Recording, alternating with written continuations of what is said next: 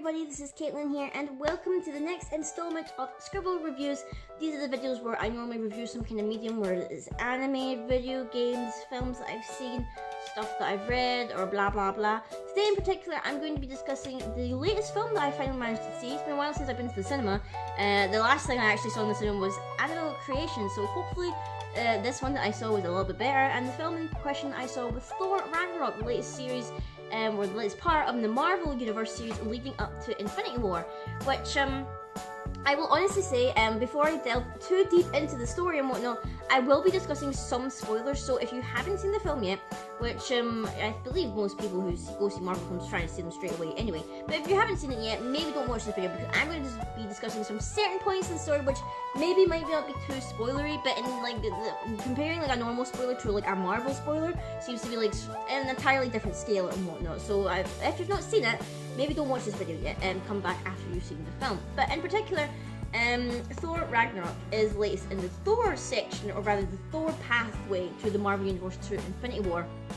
As my dog barks in the living room, so please ignore him. I was honestly a bit confused as to where we were in the story, because I feel like Thor has really had a back seat in like the main Avengers / Marvel plot. I'm not quite sure if that's necessarily his fault or the writer's fault or anything like that. It just feels like, I couldn't even remember when was the last film he was actively with the Avengers cast. I believe it was Age of Ultron, if I'm thinking correctly, because he definitely wasn't in Civil War or any of that. So it just feels like he's had a bit of a back seat. Obviously the same kind of goes for The Incredible Hulk, but he's not really had a film to himself after, was it I think it was Age of Ultron. Yeah, I'm pretty sure it was Age of Ultron. He's not really had a film. So they have both taken really a back seat since then, and they've not really had really much prevalence to the main plot. Like, we've had the Spider-Man film, we had Captain America, I can't remember, did we have another Iron Man? No, we didn't have another Iron Man. Black Panther will no doubt be like kind of relating into it a little bit as well. So Thor and the Hulk have kind of taken like a back seat in this. So they're off in space or whatever. Thor is anyway, and I couldn't even remember what happened in Thor Dark World. Like, it's been that long, I literally couldn't remember, and I hadn't even refreshed my memory before going to see the film. So when it starts up and like Thor is sitting in the cage and whatnot, and he's fighting this demonic fiery dude, I was just like, how did we end up here? I'm really confused. I can't remember what's going on. Eventually, it's kind of explained that Thor is trying to stop the coming of Ragnarok, which is apparently destruction of Asgard. He foresaw it in a dream that it was this fiery dude that's captured him that caused it, so he's came here to like beat him up and make sure that he can't do that and everything, capture him essentially, make sure he's powerless. And, you know, he goes all the way back to Asgard, and there's Loki pretending to be their dad. And it took me a while to actually realise that it was Loki, until I realised, oh wait, he's watching a play about the great noble sacrifice of Loki on like planet Earth or something, and blah blah blah. So I was just like, yeah, you're not Odin, you're Loki. And I also completely forgot, and I don't know why I forgot this, I forgot that their mother was dead. I kept thinking, where's the mum? Why is the mum not here? Wouldn't she say something about her husband acting so weird? I was like, oh wait, she's dead, or at least I think she's dead. It's kind of hard. There's been so many Marvel films at this point, I'm forgetting any of the other major plot relevant things that have been happening, but I digress. So Thor comes back, like, oh, I'm like, aren't you worried about Ragnarok? The 9 realms are in a state, and he reveals that Loki, like Odin is actually Loki. They go off to find their dad that he's dumped on Earth somewhere. They meet up with Doctor Strange, which is a pretty cool cameo for Benedict Cumberbatch. Good to see Doctor Strange again. Probably one of my favourite Marvel characters in the cinematic universe anyway. And they're like, hey, he's chilling out in Norway, which I guess is kind of like a tie-in to them being Norse gods. Well, they're not really gods, they're technically like aliens in this universe. They're not really gods. They're like, hey, I'm the god of thunder. It's like, no, you're an alien technically. So they go find their dad. The dad's like, yo, Ragnarok's still coming, or something like that. And then he just like poofs into like little dust and flies away, so he dies. And it's literally, as soon as he dies, they're like, hey, you actually had an older sister. You're not my firstborn or anything like that. And I had a daughter, and she's the goddess of death, and she's gonna come and she's gonna wreck shit. Like, so get ready. So literally, as soon as he dies, she shows up. I think her name's Hela or Henna. I'm gonna call her Hela because I think that's the word, that's the name that they gave her. And she's like, badass Loki when Loki's being badass times like a billion. Like she kind of reminded me a little bit of, if you've ever seen Samurai Jack, Aku, because like she does this whole weird kind of like melody thing where like she slicks her hair back, and when she does that it's like weird crown like thorny spikes come out of the back of her head and like this thick massive crown ornament thing. It makes her look a little bit like a deer on a Christmas tree. But she looked pretty cool, and she was like producing knives everywhere and stuff and everything, and she was like, hey, kneel before me, and literally they were like, what? And literally she showed off how strong she is, and Loki obviously freaked out. He's like, let's get back to Asgard. Basically she's like, thanks for that, give me a portal to Asgard so I can get there faster. So they freak out, they try to get her out of the portal, doesn't work, they end up falling out of the portal and end up in some like random scrapyard planet thing. And like the kind of the plot from there on out is that Thor and Loki are trapped in this kind of scrapper planet where it's like kind of not like Hunger Games, it's more like battalion? No, that's not the word. Something like that. It's like, you know, it's an arena fighting thing where like if they want to leave, they gotta fight. Well, Thor has to fight. Loki's being a smarmy git, and he's like, hey, I'm just gonna watch the fight. It's fine. So they have to fight to try and leave and become the champion, and like they have to defeat the champion. And who's the champion? Why, it's Hulk, who for some reason ended up on this alien planet. So like the kind of major chunk in the middle part of the film is Thor trying to get out of this place or whatever. They meet up with this other Asgardian. I can't remember, and I feel this is really bad, or maybe I just wasn't paying attention too much. I feel like they didn't actually give her a name. She was referred to like Scrapper 101 or something like that, but she's meant to be a Valkyrie, which is apparently like the greatest female force Asgard has. I can't remember whether she said she had an actual name.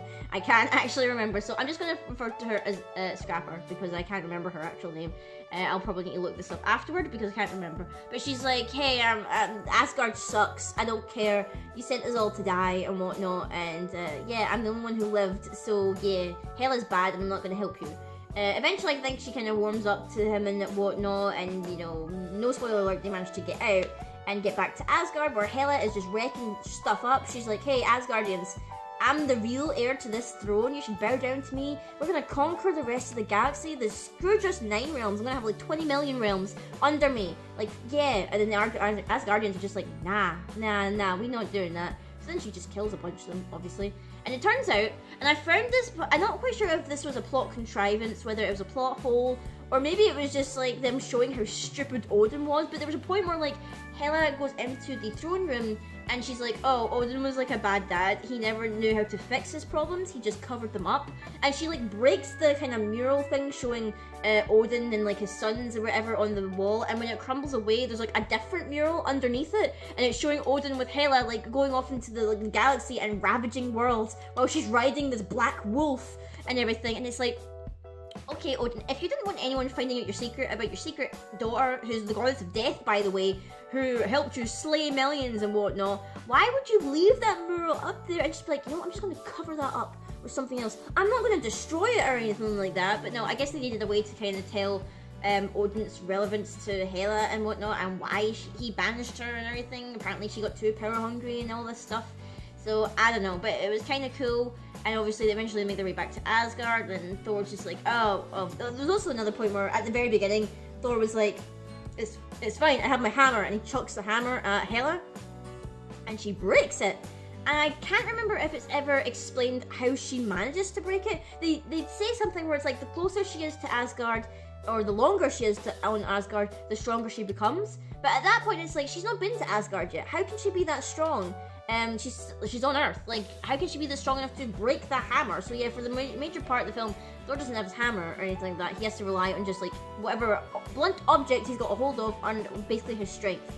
And like he's like having like a kind of identity crisis where he's like, I don't have the hammer, I'm not strong enough, blah blah blah. And eventually, I think the whole point of the film is that he can learn he is the god of thunder. He doesn't necessarily need the hammer to be Thor, because he is Thor, and like, you know, manages to get control of his mad thunder, lightning powers and whatnot. But it was a very interesting film.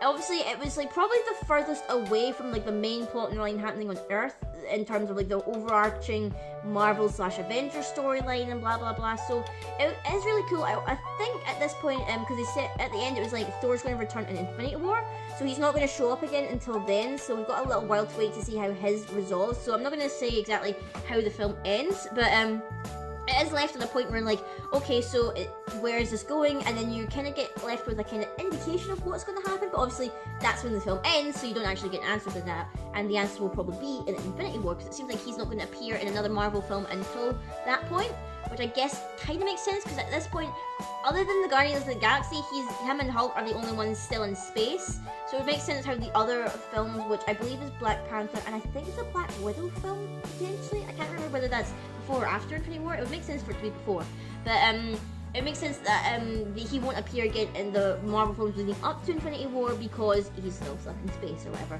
or he's still in space at the time, so that would make sense. But overall, I feel like it was very interesting. Like the fight scenes were really good, the music was really good. I feel like maybe at some points it was a little bit too jokey. Like I always remember back to original Thor in the first film where like he's so blunt about Earth and all this stuff that he doesn't get like sarcasm, he doesn't get like the jokes or anything like that. But he's quite happily now. I don't know if you could say it's character progression or Marvel desperately want to try and keep jokes into their Marvel films because they see how successful it was with Guardians of the Galaxy. They try and want to keep jokes in it. There were some points where I was like, okay, can we just have a serious moment, please? Because even Hela, who is this really intimidating villainess and everything, she was cracking jokes as well. Which is like, okay, she's a really intimidating goddess of death, but she has time to be making jokes. So like, I wasn't quite sure what angle they're going because they made her intimidating. But I was a little bit put off when she made some kind of joke or whatever in regards to something that was happening. I was like, is that really necessary? Do you really need to make a joke? I get you're intimidating and whatnot, but you don't really need to humanize the goddess of death. So I'm not too sure. Overall, I did enjoy the film. I did enjoy it. I was just like that way where it's like I feel like I'm less invested in Thor's part of the overarching story.